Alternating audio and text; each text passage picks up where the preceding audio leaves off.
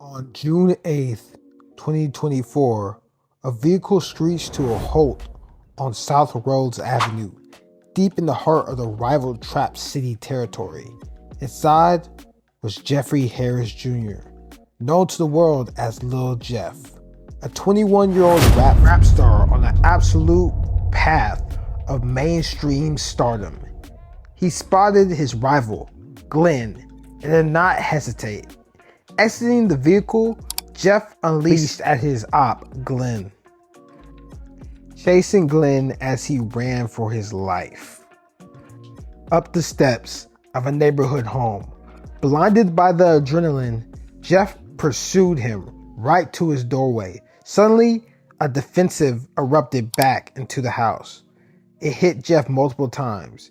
His crew dragged him to the hospital, but it was too late. The rising star ended up passing. His passing left the music industry and fans asking a hauntingly familiar question. How could someone on the verge of blowing up still be searching for trouble so often? To answer that question, we have to look back at the environment he was raised in. The cycle began on June 14th, 2002, when Jeff was born in Chatham, a neighborhood on Chicago's east side, around 79th Street in Maryland. Violence was a generational inheritance. His father, Jeffrey Harris, was heavily entrenched with the 068C black set. So Jeff really didn't have that many positive role models at all. His father was in the streets, and his siblings, like his brother Jay Boogie, was also in the streets. So everywhere he looked, left or right, it was the streets. Jeff has stated in multiple interviews that he had a rough, violent upbringing, and this traumatized him by him going through all these obstacles at such a young age. Desperate for an exit strategy, Jeff poured his soul into basketball, training relentlessly for Curie High. By his senior year, he tried out for the varsity team with high hopes, but when he was cut from the rosters, his dream was shattered. According to Jeff, the moment the gym doors slammed shut, he just looked to the streets and was like, this is my only option. The streets been calling my name since I've been younger, but I've been ignoring it, trying to do the right thing to play basketball. But once the basketball doors shut, he just dove right into the streets. At 18, diploma in hand, but with no blueprint for the future, he officially stepped off the porch and pledged his allegiance to the Bloodhounds. Alliance consisting of the Drill City, Chris World, 400 East, and MTV.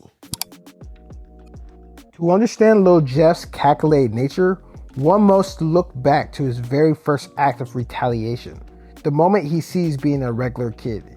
Years prior, Jeff was standing right next to his close friend, Kenny Mack.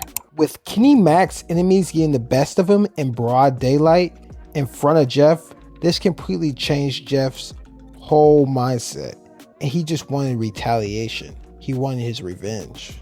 Street gossip pointed to Little Gutta, a rival from an East Side set. On May 13th, 2021, Little Gutta was walking out the corner store on 79th Street, looking down. Jeff allegedly walked up and started dumping. Lil Gutta ended up passing in broad daylight, just like Lil Jeff's friend, Kenny Mack. As soon as Jeff was tied in with the Bloodhounds, he didn't waste no time, because his next alleged target was an older rival from Evans Mob named Black. In March 2022, Black was hit and passed from a backseat of a passing car. While an associate named Trayvon Dix took the fall from the rest, the streets widely believe Jeff was the actual man behind the plan. By late 2022, alongside his cousin and fellow Bloodhound associate, Q50, Jeff began releasing drill music that instantly generated a massive local buzz. His lyrics didn't just hint at savage acts, they explicitly bragged about his active participation. Unlike other rappers who invented a gangster persona for entertainment, Jeff was already a feared man before he even entered a recording studio, earning him a terrifying reputation. People even started comparing him to the new King Von of Chicago. A new Chirac Savage was in town. For more than 10 years, Trap City and Drill City maintained a peaceful alliance. However, in early 2023, that brotherhood evaporated over a single dispute. Allegedly, Lil Jeff took a luxury chain belonging to Trap City member Vale. Jeff claimed he dropped the jewelry during a chaotic high-speed chase, but evidence circulated that he had the chain the whole time and he just sold it. Viewing this as an unforgivable snake move, Trap City demanded get back. The war officially began on March 16, 2023, when Jeff's close friend Z-Money was ambushed on the 1300 block of East 79th Street. Heartbroken and enraged, Jeff and the remaining Bloodhounds permanently tattooed Z-Money's name on their faces. Him and Q50 still had it. Transforming Lil Jeff into a relentless individual, this act couldn't be forgiven from the Bloodhounds. The get back was swift and they showed no mercy. On April 9th, 2023, a Trap City affiliate named Pooh was caught lacking in front of his own residence. Jeff immediately took to social media to confirm that it was him that caught him lacking. Jeff immediately took to social media to confirm it was direct retribution for Pooh disrespecting Z-Money's name. On June 25th, 2023, a 19-year-old named Jaleel, which was a part of the oppositions to Jeff, they found him in a Lyft vehicle before he could even pull off. Jeff quickly began referencing this moment in his songs, how he basically caught Jaleel lacking in a Lyft. This was followed by a string of savage moments from Jeff and the Bloodhounds, including the ambush of Trap City's T3 and the incident where another rival, Glenn, miraculously survived being hit 15 times. Even as the respect for Jeff in the streets rose, Jeff's music career skyrocketed. Backed by Vert, Jeff dropped Family featuring veteran member JB, which racked up over 2 million views. He maintained this momentum with his street anthems like I Love My Draco. By 2024, his buzz caught the attention of major labels and music industry executives. Jeff was on the cusp of signing a life-changing deal with Lil Bibby's prominent Grade A Productions. It was even booked to walk out alongside boxing champion Gervonta Davis at a high-profile fight would have been big for him and Chirac. But as the music industry opened its doors, a new conflict brewed on the West Side. Through Vert, the Bloodhounds had formed an alliance with a West Side faction known as BKN, also known as Nitty Block. Jeff began hanging out with the BKN members, forming a close bond with two teenagers named Monte and Lil Rob. In January 2024, that bond turned into a setup. While hanging out, Lil Rob and Monte asked Jeff if they could try on his jewelry for a photo. Trusting them, Jeff handed it over. Instead, they ran off with two of his luxury watches and chain, later taken to Instagram to mock Lil Jeff, boasting that they had hit a lick, a $50,000 lick at that, which doesn't seem like a smart choice, but they did it. The internet humiliation sealed the deal. Jeff wasn't having it, and he wanted his get back. Just 6 days later, on Friday, January 26, 2024, at roughly 12:30 p.m., Monte and Lil Rob stepped out of their high school. While they were exiting their high school to go to lunch, two vehicles pulled up on them.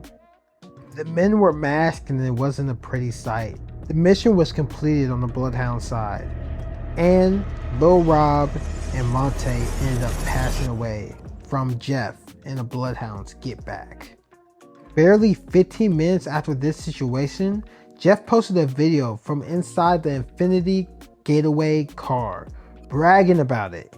He ended up tattooing teardrops around his neck, basically boasting about all his hats that he got. After that, he released a diss track called Ah as a victory lap.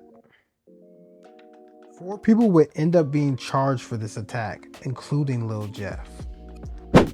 With the BKN situation handled and the streets seemingly behind them, the summer of 2024 was supposed to be Lil Jeff's transition into a legitimate superstar.